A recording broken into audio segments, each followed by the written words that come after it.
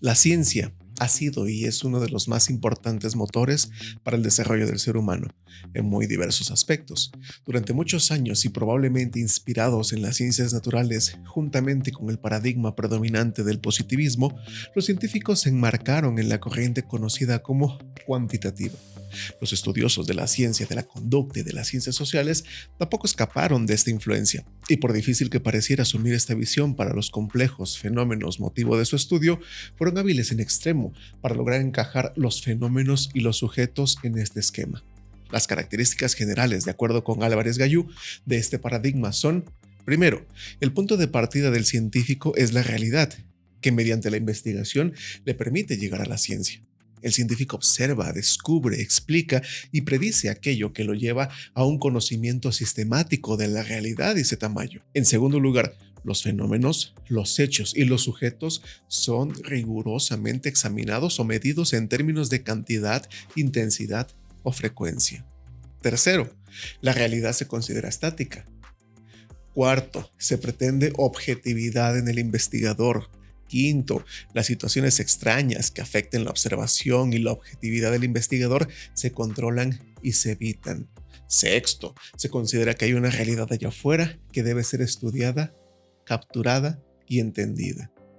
El método científico, según Álvarez Gallú, es la suma de los principios teóricos, las reglas de conducta y las operaciones mentales y manuales que se usaron en el pasado y siguen usando los hombres de ciencia para generar nuevos conocimientos científicos, dice Tamayo.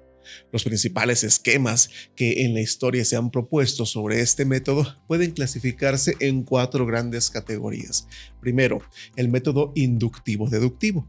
Las ciencias se inician con observaciones individuales, a partir de las cuales se plantean generalizaciones cuyo contenido rebasa los hechos observados en un principio. Las generalizaciones permiten hacer predicciones cuya confirmación refuerza y cuyo fracaso debilita tales predicciones y puede obligar a modificarlas o hasta rechazarlas. El método inductivo-deductivo acepta la existencia de una realidad externa y postula la capacidad del ser humano para percibirla por medio de sus sentidos y entenderla por medio de su inteligencia. Usaron este método, obviamente, Aristóteles y sus comentaristas medievales, Francis Bacon, Galileo, Newton, Locke, Herschel, Mill y los empiristas, por supuesto, los positivistas lógicos, los operacionalistas y los científicos contemporáneos en general. Después tenemos el método a priori deductivo. El conocimiento científico se adquiere por medio de la captura mental de una serie de principios generales, a partir de los cuales se deducen sus factores particulares que pueden o no ser demostrados objetivamente. Estos principios generales pueden provenir de Dios o bien poseer una existencia ideal, pero en ambos casos son invariables y eternos. Este método lo utilizaron, por ejemplo, Pitágoras, Platón, Arquímedes, Descartes, los idealistas y la mayor parte de los racionalistas. En tercer lugar, tenemos el método hipotético-deductivo. Entre los cultivadores de este caben todos los científicos y filósofos de la ciencia que han postulado la participación inicial de elementos teóricos o hipótesis en la investigación científica que anteceden y que determinan a las observaciones. De acuerdo con este grupo, la ciencia tiene su fundamento en conceptos que no se derivan de la experiencia del mundo que está allá afuera, sino que el investigador los postula en forma de hipótesis con base en su intuición. En esta forma del método científico, la inducción no desempeña ningún papel. De hecho, muchos de los miembros de este grupo la evitan consistentemente. Tenemos a Hume, Kant, Popper y algunos otros científicos y filósofos contemporáneos han trabajado según este método. Finalmente, los que dicen que no hay método alguno. Entre los pensadores que niegan la existencia de un método científico, dice Álvarez Gallú, hay 2 tendencias. Primero, los que afirman, como Feyerabend, que el estudio histórico nunca ha revelado un grupo de reglas teóricas o prácticas seguida por la mayoría de los investigadores. Segundo, los que señalan que aunque en el pasado pudo haber un método científico, su ausencia actual se debe al crecimiento progresivo y a la variedad de las ciencias, por lo que hoy existen no uno, sino muchos métodos científicos. Son exponentes de este segundo grupo varios de los biólogos teóricos como Ayala, como Dasbansky y Mayr, así como algunos racionalistas contemporáneos. Hola a todas y todos, muchas gracias por visitarme y tomarse un momento para platicar. Mi nombre es Jesús Méndez y el día de hoy vamos a hacer una pequeña introducción a la investigación científica y su necesidad. Todo ello desde la perspectiva obviamente de Hernández Ambieri, Álvarez Gallú y Juan Calva.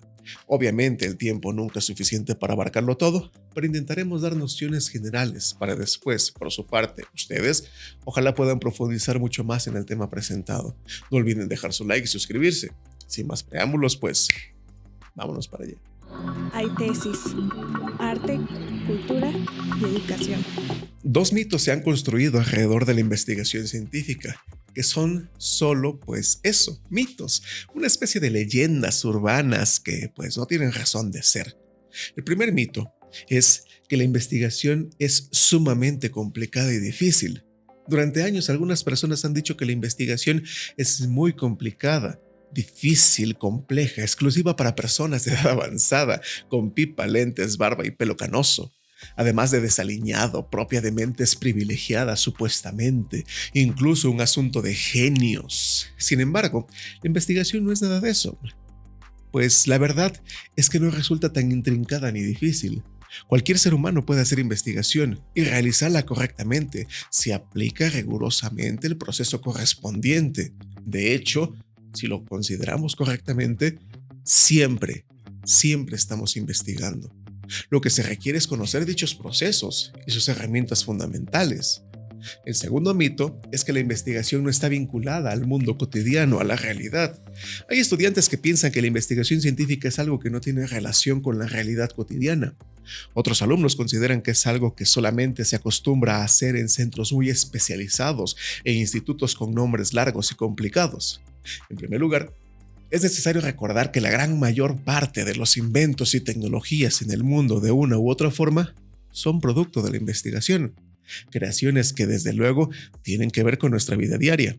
Un proyector en el cine, el nylon, el marcapasos, la aspiradora, el motor de combustión interna, el teléfono celular, el disco compacto, la electricidad, computadoras, naves espaciales, medicamentos, vacunas, cohetes, juguetes de todo tipo, prendas de vestir que utilizamos cotidianamente, la computadora que tengo aquí al lado mío. O también esta videocámara que me está grabando. Gracias a la investigación se generan procesos industriales, se desarrollan organizaciones y sabemos cómo es la historia del universo y de la humanidad, desde las primeras civilizaciones hasta nuestros tiempos actuales, como ahorita, que estamos aprendiendo a través del Internet. Asimismo, podemos conocer desde nuestra propia estructura mental y genética hasta cómo impactar un cometa en plena trayectoria a millones de kilómetros de la Tierra, además de explorar el espacio infinito. Incluso en la investigación se abordan temas como las relaciones interpersonales, amistad, noviazgo y matrimonio, por ejemplo, la violencia, los programas de televisión, el trabajo, las enfermedades, las elecciones presidenciales, los deportes, las emociones humanas, la manera de vestirnos, la familia y otros más que son habituales en nuestras vidas cotidianas. Las personas presentan necesidades de diferentes tipos, dice Juan Calva. Por ejemplo, fisiológicas, primarias o básicas como son el hambre, la sed, el sueño, etc. Así como necesidades de salud y de protección, o de seguridad, de empleo y de niveles más altos donde pueden encontrarlas de información. Debido a que las personas presentan necesidades de información y que por lo tanto este es un fenómeno recurrente en el hombre en sus múltiples facetas de actividad, puede ser investigado. La aparición de tal fenómeno en las personas pues nos lleva a acudir a una biblioteca, al internet, a hacer un googlazo como normalmente se le dice, u otra unidad de información, o presentar otros complementos que las lleven a satisfacer esa necesidad informativa.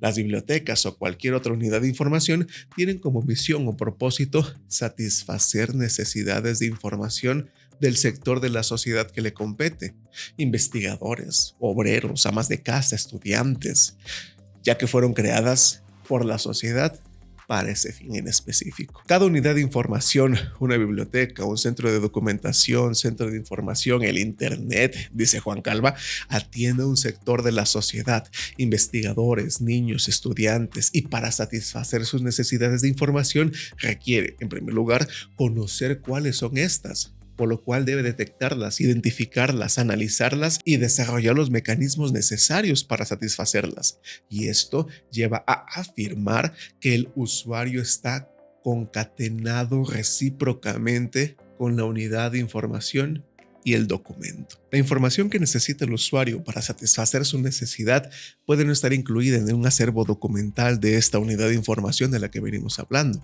por lo que tocaría a esta vincular al usuario con dicha información, aunque este usuario se ubique fuera de ella. Cuando los sujetos presentan necesidades de información, también puede suceder que no recurran a las instituciones antes mencionadas, sino utilizar otras fuentes y recursos de información para satisfacer sus propias necesidades. Las investigaciones acerca de las fuentes y recursos de información que utilizan las personas en sectores específicos de la sociedad, como son historiadores, mujeres, adolescentes, ancianos, agricultores, etc., se han desarrollado hasta ahora utilizando metodologías distintas y en muchos de los casos no rigurosas. Existe, con pocas excepciones, según Juan Calva, una gran cantidad de trabajos empíricos y están todos ellos, con pocas excepciones, enfocados a estudiar la búsqueda de la información que necesitan las personas, no sus necesidades informativas documentales, por lo cual no logran establecer relaciones generales y causales que integren algún conocimiento teórico aplicable al fenómeno concerniente a las necesidades de información de cualquier sector de la sociedad.